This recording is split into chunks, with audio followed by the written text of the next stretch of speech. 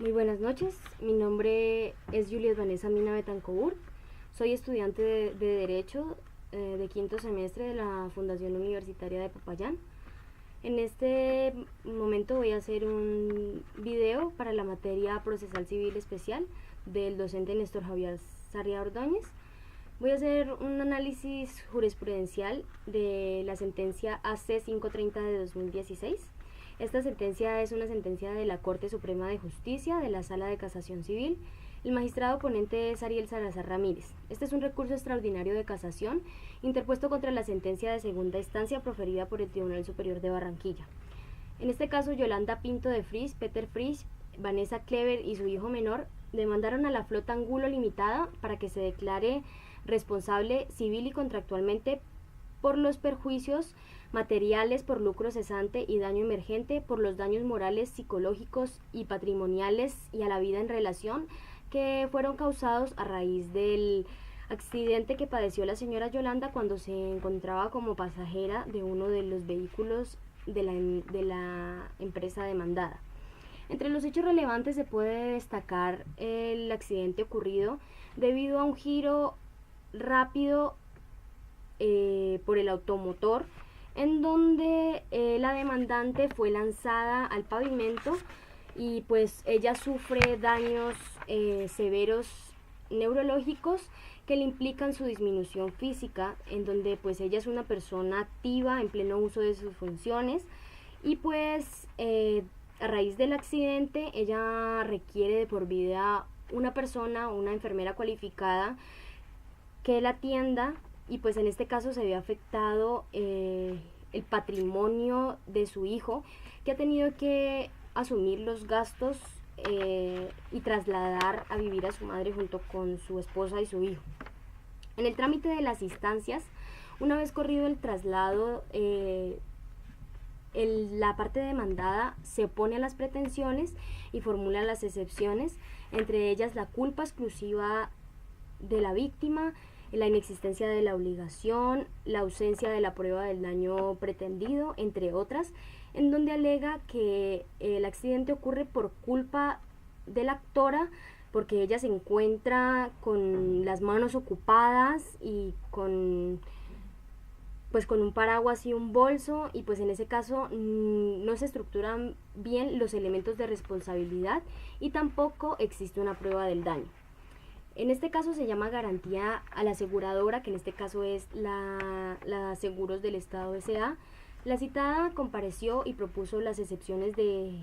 inexistencia de la obligación solidaria, de límite de la responsabilidad y pues entre otras excepciones. El juez acude a la sentencia, declara que la demandada sea responsable civil y contractualmente por el accidente ocurrido y le obliga a pagar a ella y a la llamada en garantía por daño emergente y a la causada exclusivamente por el lucro cesante y los perjuicios morales, en donde se niegan las demás pretensiones. En este caso, pues la parte interpone un recurso de casación en dos cargos. En el primer cargo, ella acusa la sentencia por transgredir indirectamente por aplicación indebida de los artículos 1613 y 1614, que hablan por indemnización de perjuicios, el daño emergente y el lucro cesante. Estos son del Código Civil, por error de derecho, por violación de los artículos 177, 179, 180, 183, 241 y 242 del Código Civil,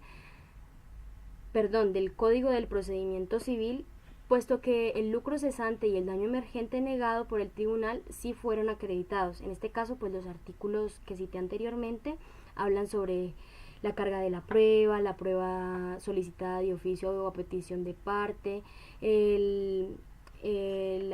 cómo se lleva a cabo la práctica y el decreto de la prueba de oficio, la oportunidad de la prueba, la apreciación del dictamen y el deber de colaboración de las partes. En este caso, pues, la parte sostuvo que la omisión de someterse a la calificación y valoración de la Junta Regional de Calificación de Invalidez no le era imputable, porque el llamado en garantía fue quien solicitó y pagó la prueba y no se le entregó una fotocopia al carbón para que ella pudiera solicitar a este ente la prueba de invalidez. Y además el juez no observó, pues él podía solicitar de oficio esta prueba y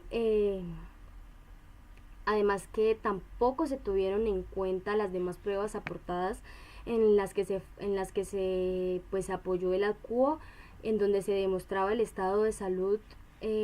luego del accidente de la actora. En el segundo cargo se le atribuyó el fallo a la violación indirecta de los artículos 1613 y 1614 del Código Civil por error de hecho en la apreciación de las pruebas, ya que el juez incurrió en una imprecisión al desacreditar la prueba del médico particular, siendo esta pues una prueba que no tenía ni siquiera un vacío o poca certeza, además de que negó la pretensión de indemnización por lucro cesante y lucro futuro, bajo la consideración de que la actora no fuera una persona productiva o por no estar o tener un empleo formal, sin haber valorado pues las pruebas aportadas por la parte, en donde se mostraban las cotizaciones que eran en un salario promedio mensual mínimo mensual legal vigente, y en donde pues él las decretó como insuficientes. En este caso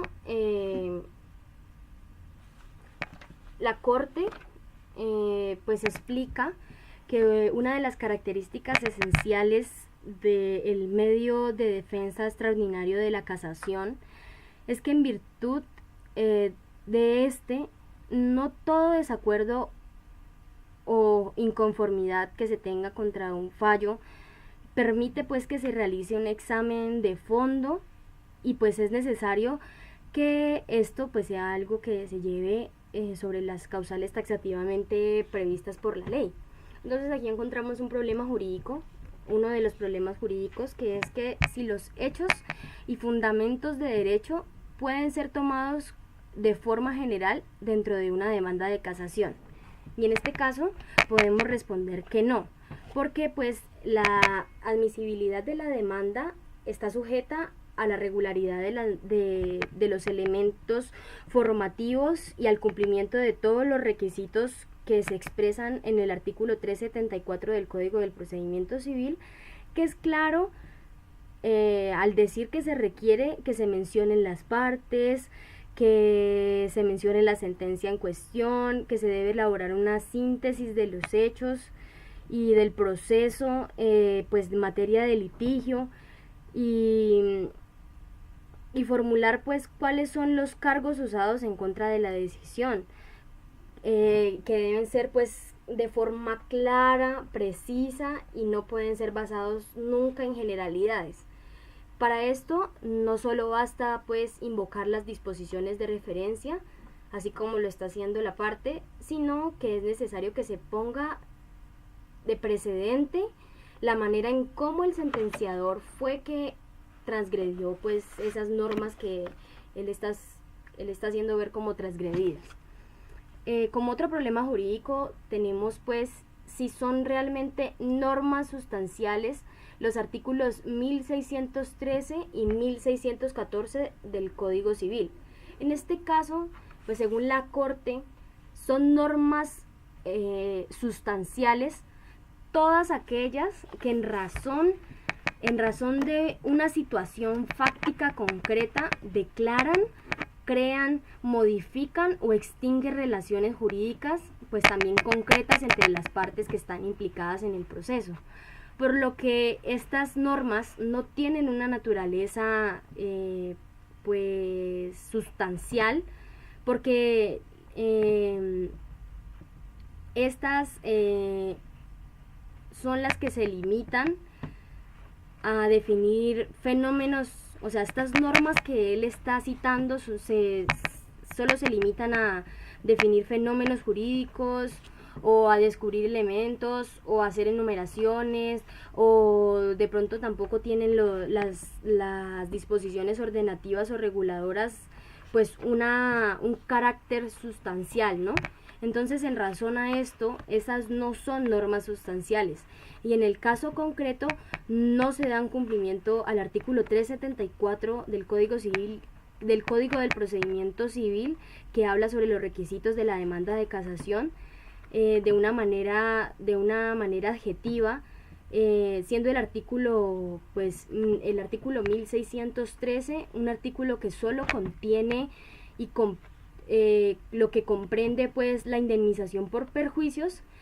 en donde ahí no se le atribuye nada a nadie, y pues el artículo 1614 da unas definiciones de los conceptos que legalmente conforman el perjuicio, pero en ningún momento crea o modifica o declara o extingue una relación. Entonces, en ese caso no son normas de carácter sustancial. Como tercer problema, encontré si realmente en este caso se configura un verdadero error de hecho y derecho por la violación de las normas acusadas por la actora. Y pues en el primer cargo no se efectúa un error de derecho, ya que la actora no explica en qué consiste la infracción de las normas de carácter probatorio, en qué consiste la infracción de estas, pues, y pues en este caso no se hace la descripción tal como lo describe el artículo 374 del Código del Procedimiento Civil.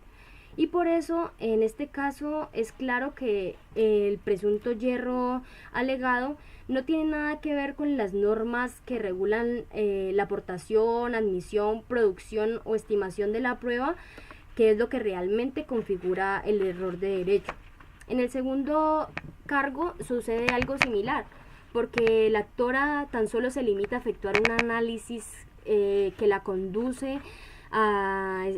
expresar que el sentenciador incurrió en un desacierto en la labor de la valoración de la prueba, y que lo que es la casación no resulta suficiente para invalidar un fallo atacado. O sea, no es suficiente solamente con que ella mencione las normas, sino que no le da pues una validez, porque no se puede confundir un error de hecho con una sola inconformidad del recurrente o de esta persona que está atacando esa decisión respecto de la libre apreciación que se efectúa de unos elementos de persuasión que se tienen dentro del proceso. Y pues ese es el tercer problema jurídico. Como decisión, la Corte explica que en esas condiciones no se puede admitir la demanda de casación, puesto que no cumple con los requisitos, porque no satisface pues esos requisitos que están encaminados a llevar el proceso de casación, que son indispensables, y pues se impone que dar como desierto el recurso extraordinario según lo establecido en el artículo 373 del Código de Procedimiento Civil, y pues ordena devolver el expediente a la corporación de origen. Esto es todo. Que tengan un feliz día.